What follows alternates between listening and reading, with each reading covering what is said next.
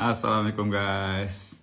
Topik hari ni masih lagi topik semalam lah kan, pasal keperluan rohani, jasmani dan akliah kan, iaitu spiritual, physical dan mental.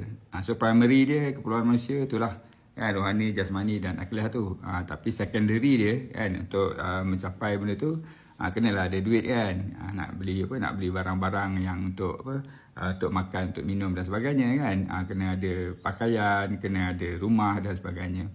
So cerita dia tuan-tuan puan kan. So manusia kalau tak cukup salah satu daripada keperluan tu tadi kan, nanti dia akan memberontak lah. So isteri akan memberontak kalau suami dia tak siapkan lah dengan benda-benda yang dikatakan tadi. Tak cukup keperluan rohani, tak cukup keperluan jasmani kan, tak cukup pakaian dia, tak cukup rumah tangga dia, tak cukup barang-barang keperluan dia kan, tak cukup tak balance mental dia kan. Tu yang dia memberontak tu. Kan, isteri memberontak pasal suami dia lemah tak boleh bagi keperluan-keperluan tu tadi kan.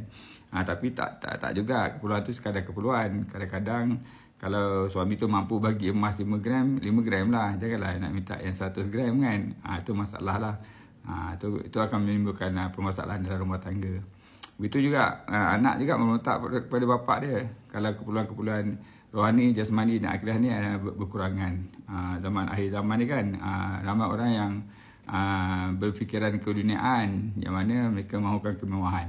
Jadi kalau baju tu dia nak banyak-banyak baju, dia nak buat OOTD kan.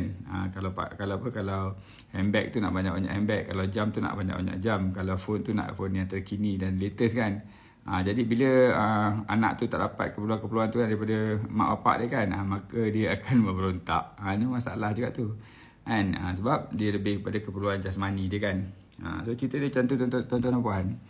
So manusia ni kalau tak cukup salah satu, rohani, jasmani dan akhirat dia kan, katalah kalau suami kan, dia tak cukup kasih sayang pada isteri dia kan, pun problem juga tu kan. Kalau dia ajak isteri dia diranjang kan, isteri dia tolak pun masalah juga. Sebab itu ada keperluan jasmani seorang suami kan. So itu cerita dia tuan-tuan dan puan. Jadi cuba perhatikan dalam keluarga kita, anak kita, isteri kita kan, mana yang tak cukup kan. Seorang suami, seorang bapa, tengok pastikan cukup dan bagi penangan yang setakat kemampuan kita belilah apa yang mampu untuk memenuhi keperluan jasmani, rohani dan akliah tadi. Okey tuan-tuan, itu saja. All the best. Selamat beramal, selamat berpuasa, selamat berbuka puasa. Assalamualaikum. Bye.